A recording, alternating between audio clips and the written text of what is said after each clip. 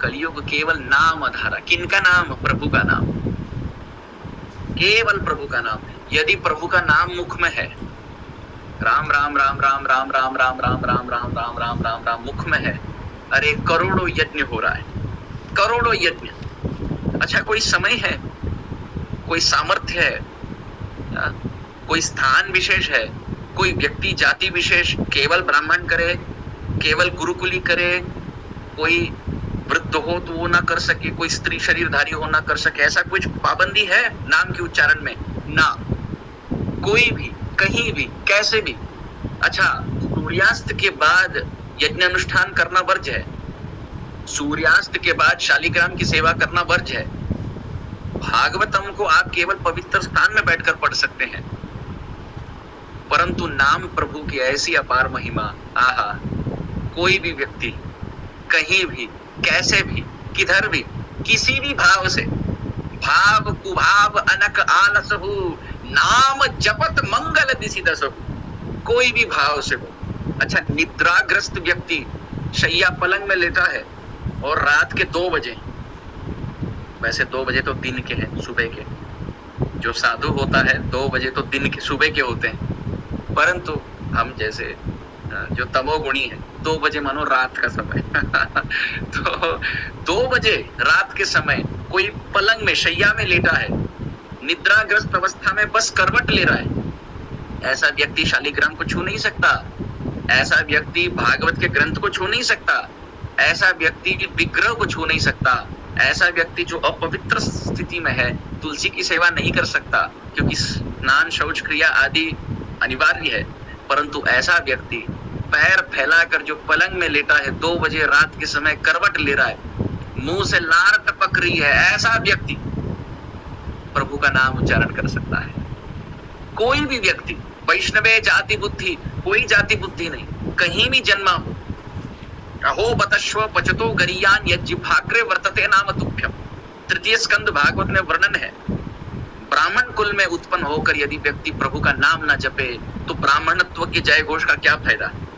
और यदि कोई व्यक्ति ऐसे कुटुंब में, ऐसे परिवार में उत्पन्न हुआ हो जहां मांसाहार हो, गौ मांस, श्वान मांस, मानो कुत्ते का मांस चबाने का, पकाने की यदि कोई परंपरा हो किसी के कुटुंब में, ऐसे चांडाल, यवन, म्लेच्छ कुल में भी उत्पन्न व्यक्ति अपने जिह्वाग्रे, पूर्ण जिह्वा से भी नहीं, केवल जिह्वा के अग्रभाग से, यहां से प्रभु का नाम उच्चारण करे, वो स्वयं को तो तारता ही है, पूरे 21 कुटुंब को तारने लगता है। नाम जापा की इतनी अपार महिमा।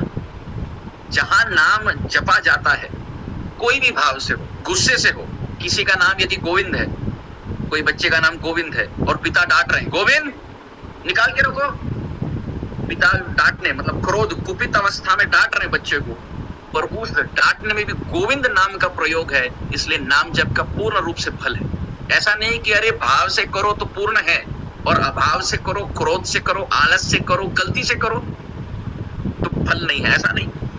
जैसे कभी किसी का नाम यदि हम कहते हैं, ऐसे कल्पनात्मक भाव, यदि किसी का नाम कल्पेश हो, ठीक है, और स्मरण नहीं हो रहा है, हम कहते हैं उनका नाम क्या है, कृष्ण है, नहीं क्या है, कल्पेश है।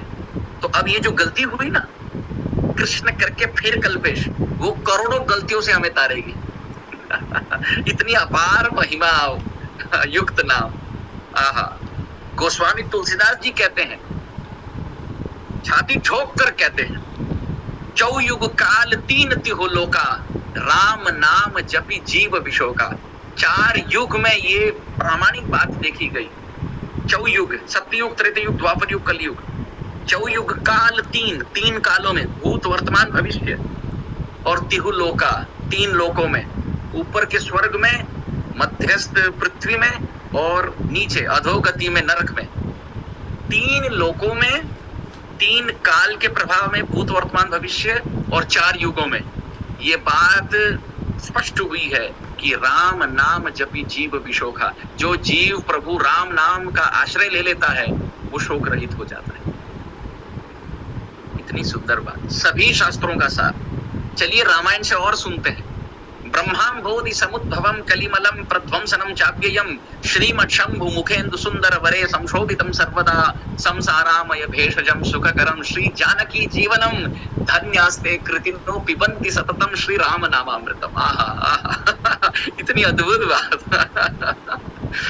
राम नाम की महिमा गाते गाते आचार्य चरण लिखते हैं, ब्रह्मां बोधि समुद्भवम, जब दुग्ध महासागर का मंथन हुआ, ये तो प्रसिद्ध कथा है, समुद्र मंथन, कहते हैं उससे क्या निकला?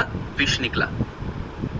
परंतु 4 वेद का महासागर को जब मंथन किया गया, विष नहीं निकलता, राम नाम का अमृत निकलता है।